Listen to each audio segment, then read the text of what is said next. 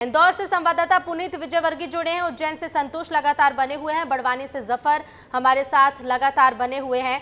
लगातार हम तस्वीरें देख रहे हैं पुनीत, और इसके साथ ही राजनीतिक इतिहास किस तरह से रहा है अब तक कुल लोकसभा चुनावों का, वो भी हमने अपने दर्शकों को बताया। इंदौर की बात करें तो इस बार इंदौर का जो रिजल्ट होगा उस पर सबकी निगाहें होंगी। एक और हमने देखा कि कांग्रेस के पास प्रत्याशी ही अब नहीं बचा है, तो कांग्रेस नोटा को प्रमोट करती हुई नजर आई, तो वहीं बीजेपी ने भी पूरी ताकत झोंकी है सीट के लिए।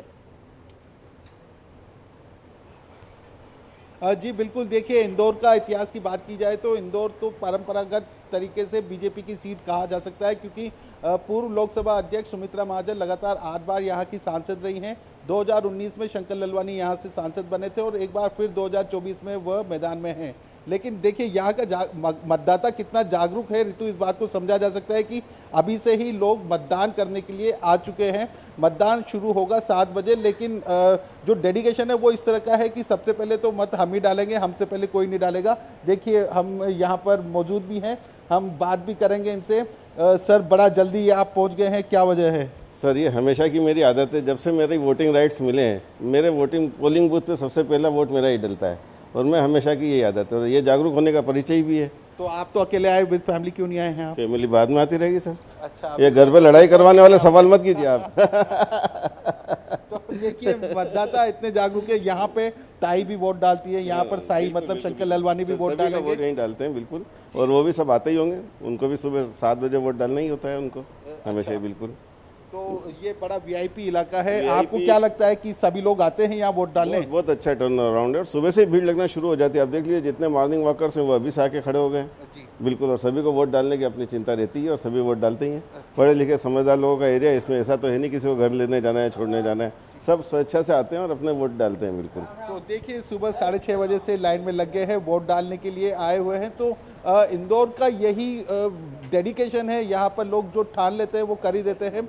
वोटिंग परसेंट भी हर बार इंदौर का अच्छा रहता है, तो इस बार बिल्कुल पुनीत, देखिए वोटिंग परसेंटेज में रिकॉर्ड बनेगा या नहीं ये तो कुछ देर बाद पता चलना भी शुरू हो जाएगा। लेकिन जिस मतदाता से आपने बात की उनका साफ कहना है कि जो रिकॉर्ड वो बनाते आए हैं हर बार, इस बार भी उसी रिकॉर्ड को बनाने के लिए पहुंच चुके हैं, ताकि सबसे पहले अपने पोलिंग बूथ पर मतदान कर सके। लौटूंगी मैं आपके पास, उज्जैन का रुख करेंगे। उज्जैन धार्मिक नगरी है संतोष, और इसके साथ ही मुख्यमंत्री का गृह नगर भी है, और ऐसे में पूरी ताकत बीजेपी ने यहाँ पर झोंकी है। मुख्यमंत्री के भी कई बार यहाँ पर कार्यक्रम हुए हैं, मुकाबला बेहद रोचक होने वाला है उज्जैन का भी। बिल्कुल ऋतु, बताना चाहेंगे कि मध्य प्रदेश की धार्मिक नगरी है, और उज्जैन और मालवा अंचल से ही पूरे मध्य प्रदेश की सरकार बनती है। और कई बार तो ऐसा भी हमने देखा कि मालवा और निर्माण से अगर जिस पार्टी को सबसे ज़्यादा अधिक सीटें होती उसी की सरकार यहाँ से बनती नजर आई है। यह पुराना रिकॉर्ड है, और तभी से लेकर पूरे मध्य प्रदेश की जो मालवा अंचल की जो सीटें हैं इस पर सबसे ज़्यादा दोनों ही पार्टियां फोकस करती हैं। और लेकिन कई सालों से हम तो देखते आ रहे हैं कि बीजेपी को इस सीटों से फ़ायदा मिलता है, और उसी की सरकार लगातार बनती आई है। तो इस प्रकार जिस प्रकार जो मुख्यमंत्री डॉक्टर जो मोहन यादव जी वो भी गृह नगर से आते हैं, तो पूरा फोकस उज्जैन को लगाया गया, क्योंकि उज्जैन में सबसे ज़्यादा जो मतदान प्रतिशत उसकी चिंता सताई जा रही है। सबसे ज़्यादा मतदान प्रतिशत हो तो उसका फायदा कहीं ना कहीं बीजेपी को हो सकता है, क्योंकि यहाँ से पिछली बार हमने देखा था सांसद अनिल फिरोजा 3,70,000 वोटों से जीते थे, और महेश परमार इस बार जो कांग्रेस की तरफ से मैदान में उतरे उनको टक्कर दी जा रही है। तो ये देखना होगा कि 4 तारीख को किसके ऊपर महाकाल का आशीर्वाद रहता है। और सुबह से भी बात करें तो बाबा महाकाल के दरबार में आज कांग्रेस के प्रत्याशी अभी पहुँचे हैं, और कुछ ही देर के बाद लोकसभा जो प्रत्याशी बीजेपी के अनिल फिरोजिया भी वहाँ पर नतमस्तक होंगे। प्रदेश के मुख्यमंत्री वोट डालने के बाद बाबा महाकाल के शरण में पहुँचेंगे।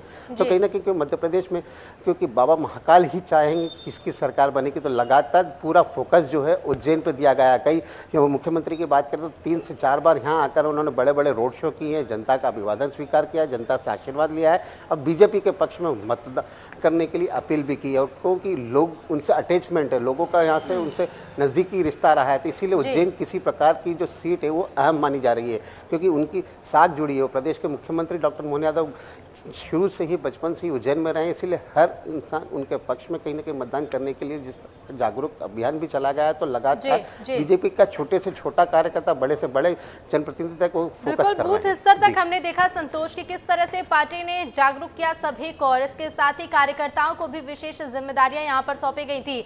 बड़वानी का रुख करते जफर, हमने बीजेपी को देखा कि जिस तरह से देखिए हर एक कार्यकर्ता को जिम्मेदारी सौंपी गई, वोटिंग कराने से लेकर लोगों तक योजनाएं पहुंचाने को लेकर भी। बड़वानी से ही आते हैं दोनों प्रत्याशी, ऐसे में बड़वानी का मुकाबला कैसा होने वाला है? देखिए ऋतु, जिस तरीके से कांग्रेस और भाजपा आदिवासी वोट निर्णायक है, और इसी परिस्थिति में दोनों ही पार्टियों ने बड़वानी, चूंकि आदिवासी बाहुल्य जिला है, तो प्रत्याशी भी बड़वानी जिले का रख दिया है, तो मुकाबला कड़ा है। अभी तक तो भाजपा की यह परंपरागत सीट है, लेकिन इस बार मुकाबला कड़ा इसलिए हो चुका है क्योंकि आदिवासी जन संगठन। जी बिल्कुल जफर, लौटूंगी मैं आपके पास। तो देखिए जी जफर, सुन पा रहे हैं आप मुझे? ठीक है, अपनी बात पूरी कीजिएगा। जी, आदिवासी जन संगठन से जुड़े व्यक्ति को कांग्रेस ने टिकट दिया है, तो ऐसे में बड़ा ये सवाल उठ रहा है कि इस बार मुकाबला बड़ा रोचक हो गया है। हमारे साथ में एक बुजुर्ग नजर आ रहे हैं, मैं दिखाना चाहूंगा। पहला वोट डालने आ चुके हैं, और वोट डालने के साथ साथ जागरूकता भी उन्होंने दिखा दी है। क्या कहेंगे आप? पहला वोट आप इस बूथ पर जा रहे हैं, जी, किस तरह से महसूस कर रहे हैं? क्या लग रहा है लोकतंत्र के इस महापर्व में आप हिस्सा ले रहे हैं? जी हिस्सा ले रहा हूँ ना। क्या कहेंगे वोट को लेकर? किस तरीके की सरकार चुनना चाहेंगे? क्या कहेंगे आप? सरकार अच्छी होना चाहिए और क्या सभी के लिए काम करे। क्या मुद्दे होने चाहिए? कर्मचारियों का भी ध्यान रखे, पेंशनरों का भी ध्यान रखे, किसानों का भी ध्यान रखे, और जो बेरोजगार बेचारे घबरे उनका भी ध्यान रखे, उनको रोजगार मिलना चाहिए।